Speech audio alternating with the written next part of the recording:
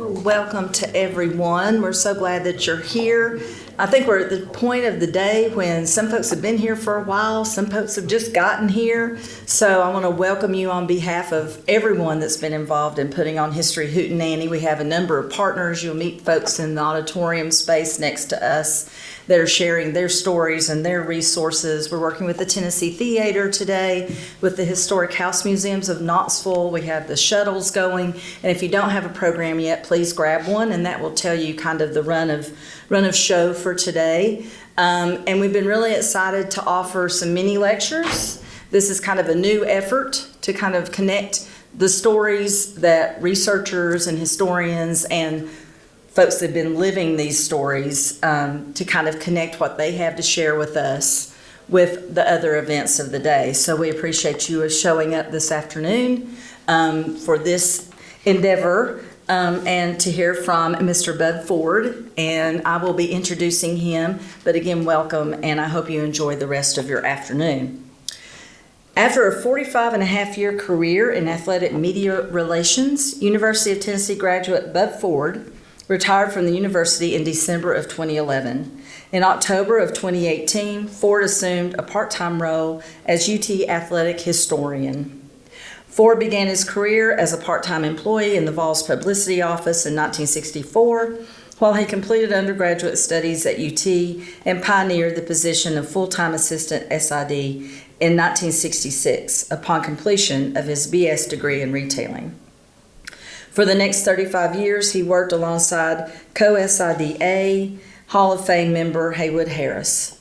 Ford was promoted to Sports Information Director in January of 1987 and was named Assistant Athletics Director for Sports Information in March of 1989 and completed the last 10 years of his career as Associate AD for Media Relations. A member of 3 Halls of Fame, Ford was inducted into Tennessee Sports Writers Association Hall of Fame in July of 2010. Previously, he had been elected to the College Sports Information Directors of America Hall of Fame in May of 2001 and the Greater Knoxville Sports Hall of Fame in 2006. In April 2023, Ford was presented with the Distinguished American Award by the East Tennessee chapter of the National Football Foundation and Hall of Fame. And I just want to say I'm so proud and honored to be able to get that information recorded so that we can treasure that story, and we appreciate you being here to tell your story. But thank you all for being here, and it's an honor to have you here today.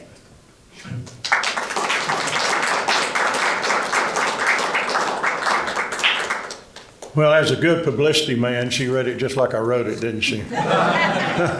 No, not really. I had the great fortune of being in the athletic department for a long, long time. Certainly 1966 through basically still involved some today, historian-wise, and doing a lot of things. And I don't know if you had a chance to look at some of the baseball group here. They've done a nice job with their presentation, and they've asked me to kind of tie in a little bit about Tennessee baseball. I guess there's been a long heritage in Tennessee, in the University of Tennessee, with sports, with student sports, intramurals, and whatever. And so, what's going to happen here in a couple of weeks? 100,000 people are going to be in Neyland Stadium, and they're going to come and yell for the Vols as we play East Tennessee State. But it's, it wasn't football that first started at the university. It was actually baseball. And the first baseball teams were back as students who were involved with it. And back in the 1880s, Tennessee was 1794 when the university was founded, but back in the 1880s, baseball was the most popular sport. And so the students who were on those teams, who played, they were just regular students, and they were all involved. There wasn't a football team until 1891. There was no track and field during that time, and certainly basketball wasn't until 1909.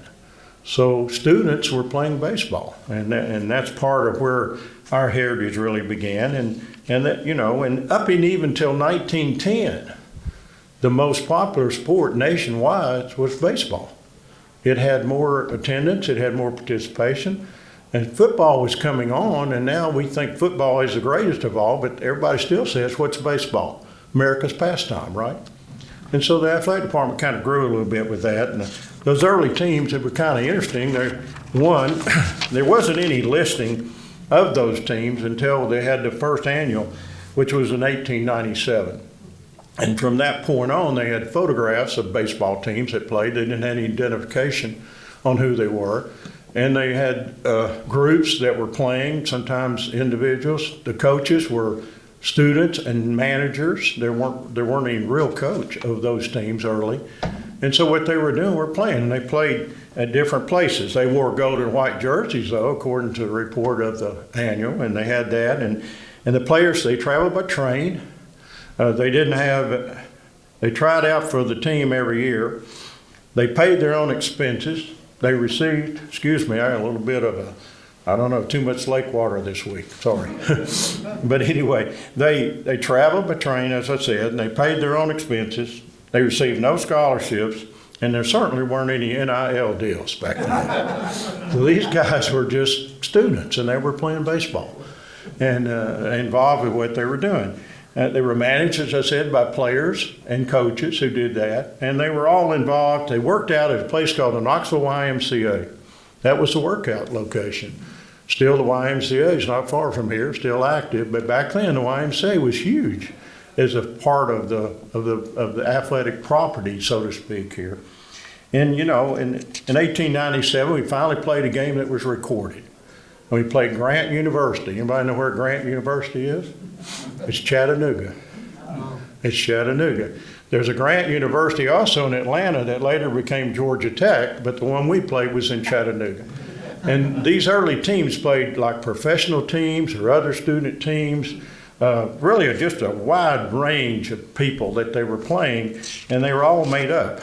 And in fact, some of the early names that we know who played ball came from 1892 and on, but the official records weren't started really until 1920 with the semblance of the Southern Conference. Tennessee entered the Southern Conference, and from that point on, they started doing some records, a little bit record keeping. Now, I look back and along with some other students, and we went back and researched through newspapers, and we found scores of those games in early teams, but you couldn't find any statistics until about the 1920s. And that's kind of where we are today. First games were played at a place called Baldwin Field. Anybody know where Baldwin Field might have been?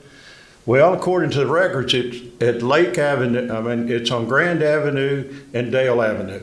Pretty much in that lower area there, probably where you've seen where Emerald Youth has some ball fields and soccer fields. At one time, Hackney had that area. It was somewhere in there, and that's where they played their earlier games. There wasn't any on-campus place to play at that time. In fact, it wasn't until they started Waite Field in 1909. Now, Waite Field was at the corner of 15th Street and what is Philip Fulmer Way. Waite Field was right across from the Student Center, and that was the first on-campus field.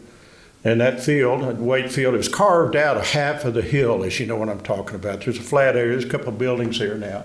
For a long, long time, there was a couple of tennis courts there when I was in school in '62. But that area was called Waite Field. And so that field had baseball on it, had football practice on it, had military drills on it, the band practiced on it, but that was the first field that we played on campus. And then in 1921, we built Shields-Watkins Field.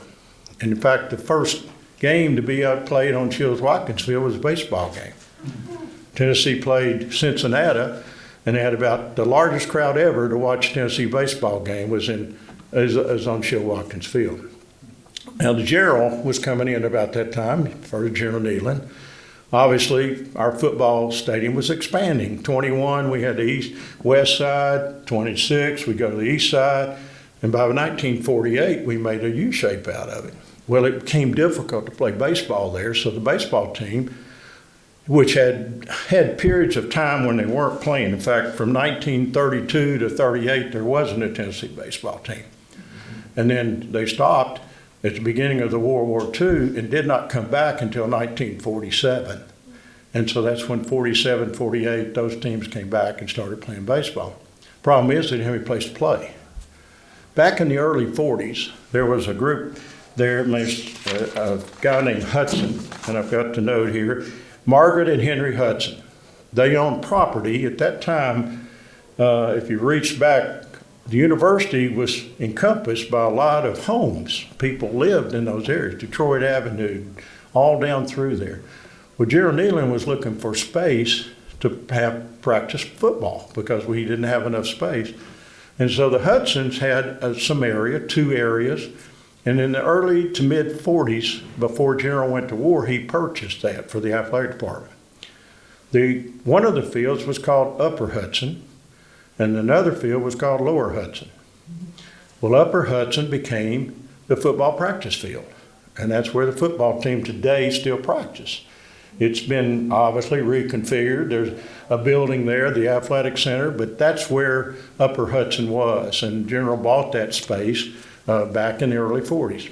The baseball field at Lower Hudson took a little while, and they did not get it finished to play on campus until 1951. So you had 47, 48, 49, and 50, and they were playing at different parks here. One of them was Chihuahua Park. The other was Caswell Field, and Caswell Park, as they called it. Anybody know where Caswell Park is? It's on Winona Street. And when I was in school, there was a football stadium there that was called Evans Collins Field. And if you went to west or south or east, we didn't have a football field. So if we played a game, we went to Evans Collins Field to play. But there's always been baseball and softball fields in that area, and they've really fixed it up now. Bill Meyer Stadium was to the left of that, and it's in that same area. But that's where UT played until they got Lower Hudson Field done. In 1950, was 50 and 51, pretty good years for Tennessee football and pretty good years for Tennessee sports. That was the first baseball team in 51 that went to the College World Series. And in fact, they lost in the finals to Oklahoma 3-2. That team had some good players on there. Obviously, B.B. Hopkins was the first All-America player we had. A guy named Bert Richishard, who was a football player. Many may know his name. A guy named Herky Prain was also a football player. But they had a real good team in 51. But there were great athletes who had been in World War II, who had come back to school on GI Bills, and there were a lot of great athletes on those teams. The football team in the spring, 51, they won the SEC championship, went to College World Series in baseball. In the fall, the National Championship football team. Also in the spring, the tennis team won the SEC title. There were a lot of great athletes right in that 50, 51, 52, 53 era. In fact, the oldest living letterman right now, who will turn 100 in 28th of this month, was a guy named Jim Worthington, who's a catcher on the baseball team. Now, he's got a birthday coming up. I hope he gets there. He thinks he will. I talked to him the other day. But he was, and the other oldest football living letterman right now is a guy named Jim Haslam. He'll be 95 his next birthday in December. So that's a miracle year or magical time during our history right through that period of time. And so we kept building on our stadium, and certainly coaches came in. I went to West High School, graduated in 62. My high school coach was a guy named Bill Wright. Bill Wright ended up being the baseball coach. When I started working, he was the baseball coach. I had a great baseball career. I got a uniform, had a glove. I picked up my uniform and there was a scorebook on it. And I lived next to the high school. There was a housing project. I asked Coach Wright, I said, well, why'd you give me a uniform? He said, because I don't want you to go down and find the balls that go behind the dugout because you know exactly, you played here all the time, you know where the balls go on a foul ball. So that's the reason I was there. But Coach Wright coached the longest tenure, 18 years at Tennessee. He had some good teams, had some good players, but mostly he was building a program. And then the next group of guys that came in was Rod DeMonico. And when he came in, obviously we changed a little bit from what we were doing. He coached 18 years. Bill Wright coached 19. But one thing about Delmonico, he was able to build some teams in there. The first time we went back to the World Series was in 1995. And then he got another team to the World Series in 2001 and another team in 2005. So Delmonico was building our strength to where we are now a little bit, because we weren't on the map in baseball. We were playing pretty well. We'd won one championship during that long period of time. Coach Wright had a couple of good teams. They won. About that time, they had to split Eastern and Western conferences, and we were winning the Eastern title, but we never could get the championship series. We lost to Mississippi State once, came up a runner-up another time. Couldn't quite get there, but Monaco was able to get us over the top of that. And of course, now we have Tony Vitello. He's in his 9th year. Certainly, he already had World Series appearances in 21 and 23. His best team, the 2022 team, which has one of the better records, didn't make the College World Series. But obviously in the 2024, we did make it, won the World Series. And this year, we got to the Super Regional. It's really hard in baseball right now in the Southeastern Conference. Really pretty tough. A lot of good teams, a lot happening with that, and a big part of it. Right now, Vitello has the best winning percentage of any coach. He's .722. Now, he's only got 9 years, but he's .722 winning percentage, obviously. Won 341 games, but you don't have good baseball unless you have good players and good talent. And through the years, there's been outstanding baseball talent coming through, even some of those other teams that may have been maybe mediocre or average. Obviously, a couple of those names, and I'll get in trouble when I start mentioning names. I'll leave somebody out, but you get after me if you want to. But anybody remember Ed Bailey? Ed Bailey was a catcher. He only played a freshman year at Tennessee, but he played a bunch of years for Cincinnati and the Reds, and a great player out here. A guy named Tommy Bridges, he's mentioned in this display back here. He was an early guy who played at Tennessee and was a very good player. Guy named Rick Honeycutt was a coach and player, played on some of Coach Wright's teams, a very good pitcher, and certainly some of our teams were really good there. R.A. Dickey willed us, I say, to one of those World Series titles where we got into the World Series.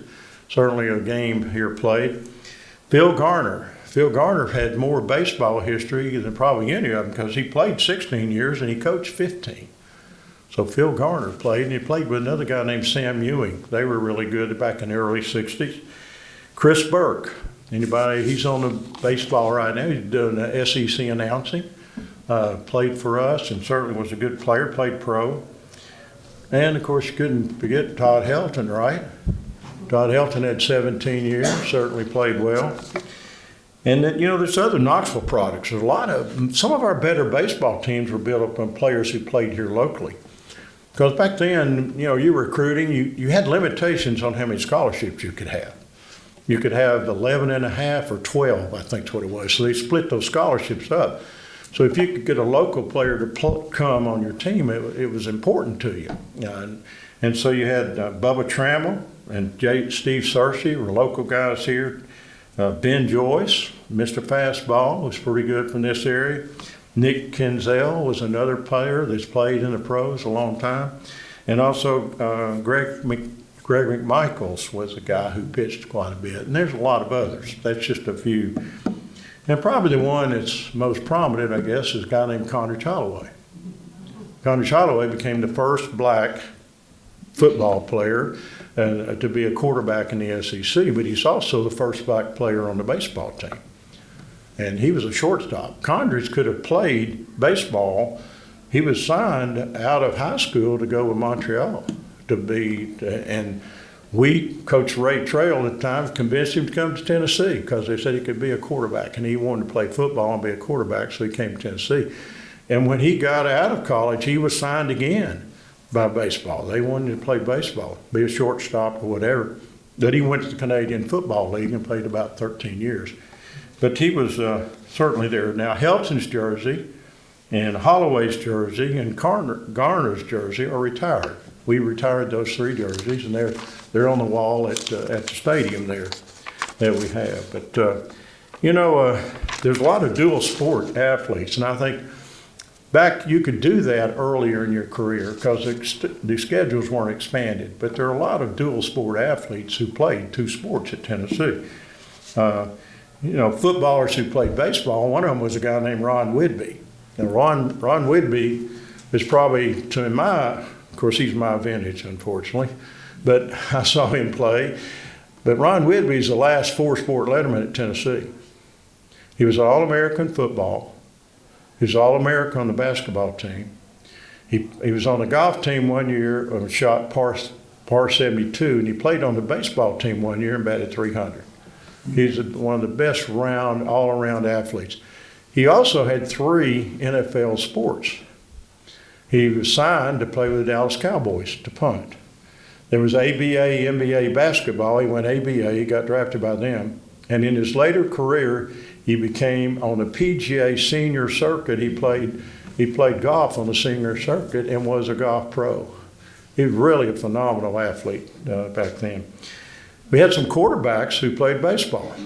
Jimmy Streeter, Randy Wallace was one of those guys. Alan Cockrell. Those 3 were, kind of like Condrich, good quarterbacks, but they also played baseball. Because in high school, you played all sports a lot of times. And so basketball players, a guy named Rodney Woods was a real good baseball player, and he was a point guard for Coach Mears for a number of years. We had a couple of pitchers named Mike Smithson and also Mike Petty, who played in the professional ranks for a little while.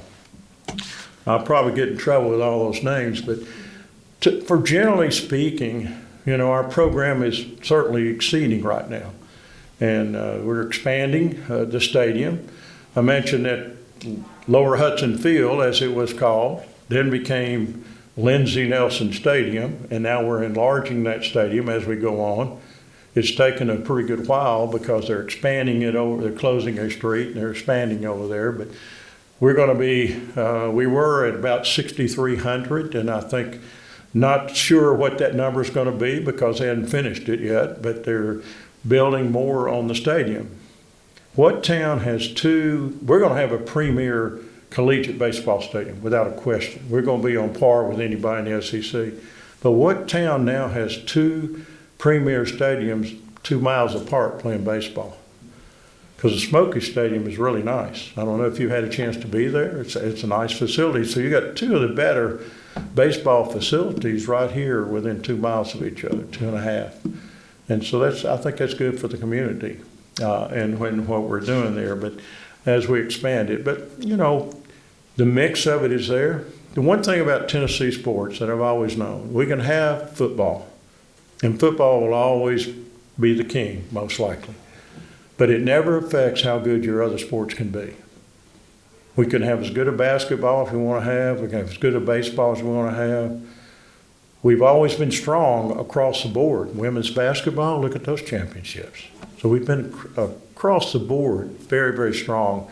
This year on what they do, a poll called I guess it's governor's poll about where they talk about where the schools are around the nation, where you rank in all the sports. We've been in the top 5, top 10 with that. And so we have a well-rounded overall program, and baseball certainly has picked it up and done what they've done. But that's kind of some thoughts I had. I don't know if you got any questions. I'll try to answer them, but I know one thing, as a historian, you may not remember it, but I brought my media guide just in case you try to cross me up. I'll try to figure it out. I'll look it up, okay? But I think at one time, if I remember correctly, there were not full scholarships for baseball. Right. Is there now? Well, what has happened with with the NIL, there's a changing face in college athletics. By far, the most dramatic switch from what we grew up with, if you want to say that. And so with that, there were squad limitations now. So you can have 35 players, 34 players on your baseball team. They can be all on scholarship. They can all have NIL deals, whatever. There's 35. You can have 104 football players. So there's squad limits with this NIL that came in with a settlement. And it's continuing to change dynamics. But earlier, baseball had something like 11 and a half scholarships. Now what you could do, you could break that down. Some guy might get books, some guy might get meals. You would break those scholarships down to get you 35 or 40 players. So they'd all get a little piece of it. They all get a piece of the pie, yeah, so to speak. Now, you got a real good pitcher, you're going to give him full scholarship. So you had full scholarships, but but the bulk of your team was probably on partials. Same thing with track, same thing with golf and tennis. There were limitations on what you had, and so you built your scholarships and split them up. Now, they came up with the academic side of it. A guy could get an academic scholarship and it'd be fine. Now, if you're on a football scholarship, you could play down. You could play any sport. If you're on a basketball scholarship, you could play down, but you couldn't play football. If you're on swimming scholarship, you're on swimming scholarship. If you're on golf or tennis, you had to remain. But basketball could move down, and football could also move down at the beginning of that. Now, probably with the squad limitations, that makes it more difficult. The one thing that changed a little bit with your dual sport athletes was the schedule started to expand. When I first started working in the athletic department, I covered football, and football ended in December, play a bowl game. All right, basketball didn't start till about the middle of December, about December 17th, and basketball stopped in March. And then baseball started at spring break, and baseball started March, April, May. So I ended up traveling with football, basketball, and baseball because it didn't overlap. Well, now you got baseball in February, and you're playing tennis in the fall, you're playing golf in the fall, so those expanded, and so it makes it more difficult for a player to be a dual sport athlete like it was earlier. In fact, last one I guess we had Tillman was a wide receiver, and he ran on the track team. We had some track guys. It was easier to do track if I could talk coach out of not wanting spring practice. It was easier. And we had a bunch of football players who ran track. And in fact, one time Willie Galt and all those guys were dual sport guys during that. But it becomes more difficult now. And your high schools right now are getting difficult to play. Are you glad you're post-transfer portal and NIL? Well, I guess it's, here's the thing. Coaches today, old-style coaches in my mind, they wanted to take a freshman and make him a senior, make him grow up, learn to play the game, get better as a sophomore, start playing as junior, and do that. And that was part of what made guys want to coach. Saban, those guys, Fulmer, all those guys, that's what they want. They want to take a player and do that. NIL is changing that a little bit because if a player feels like he should have played, well, then he just goes in the transfer portal. So it becomes a little harder. And the next thing is it makes it difficult in SID because you don't know what your roster's going to be. Because he's trying to figure out the roster. In fact, this football team roster wasn't solidified till about 2.5 or 3 weeks before they went to the media day in Birmingham because of the transfers, who's eligible, who's not eligible. So that's a real changing face there. Now, I don't know, in my opinion, I'm not sure where that's going to go. I wanted, me personally, not by athletic, not social media, I wanted them to keep the transfer rule in. I think that would do it. The transfer rule means that if you transferred one time, you can transfer free to any university that you wanted to go without losing eligibility. Or if your coach left to another school, you could transfer. And after that, if you were transferred to Tennessee and you want to transfer again, you were going to sit out a year. And to me, that would slow down the transfer situation. But with NIL, meaning name and likeness and how much money that's involved there, then they felt like that would curtail them, couldn't earnings or whatever. So they didn't put the transfer rule back in. So it's Wild West right now on that. It is, and no one knows the solution, but somewhere along the line there's going to have to be some control. I don't know where that would be, but obviously it has to come or it's going to be way out of sight. Pretty soon the players are going to be controlling the coaches. if that happens, Tennessee had some situations this year, and they're going to show up, and other schools are too. And it's just where we are. It changes. The one thing I've always thought that when I was 17, 18, I started at the University of Tennessee. I didn't know anything. And when I finally got out, I felt like I was a little bit better on how to use my time, what I should do, what I wanted to do, and ready to be a citizen, hopefully. And I think with the way this situation is happening, I hope that we're building some character in our players in all our sports to make them good citizens when they leave. And that's a challenge right now because there's a lot of money out there and they're making a lot of decisions based on now and what might be the future. That's just my thoughts, so don't hold me to that. That's just some thoughts I have. Anybody have any other questions? Yes, sir. When did UT start giving out athletic scholarships? Well, let's see. I think General Neyland had scholarships earlier.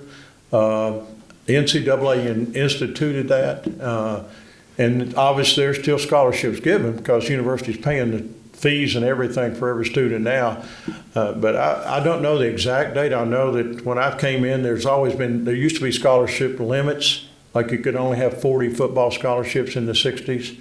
You couldn't have unlimited scholarships. And each school, like I said, baseball had 11, so that was a controlling factor. But that's a good question. I don't know when they first started giving them. But I'm sure it had to be right after the war, right in that area. Now, one thing that happened after the war, a lot of the guys who were playing had been in the military in World War II. So when they came back, they were on GI Bill.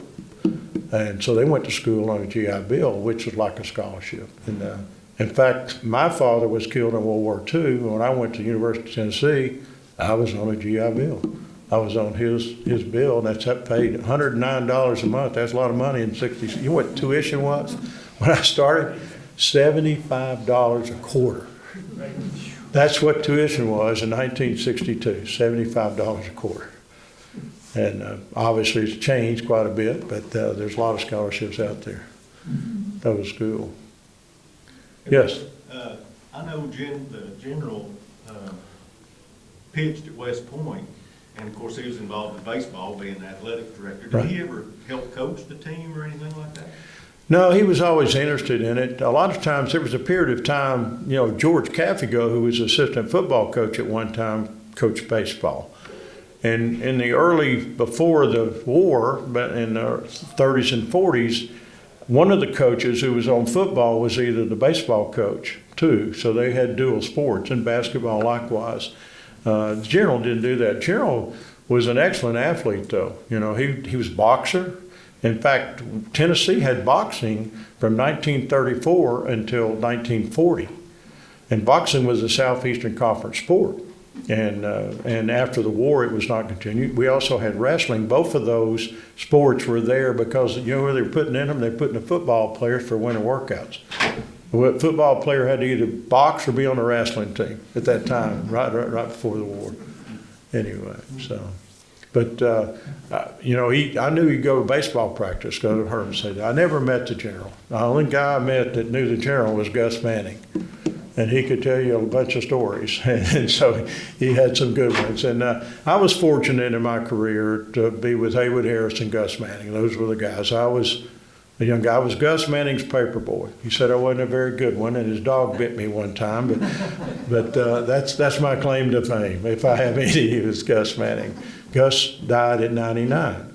And Haywood, who was my boss for a long, long time, he died. He was 80. But those two guys have passed, and that's my lineage, so to speak. From that point in time, I'm the last guy standing, I guess, that worked in the athletic department. I ended up working 54 years, and loved every minute of it. Do it again if I could. All right, I didn't mean to bore you. I hope it's interesting. They got some nice exhibits here. Appreciate your attention, and hope you'll have a good day.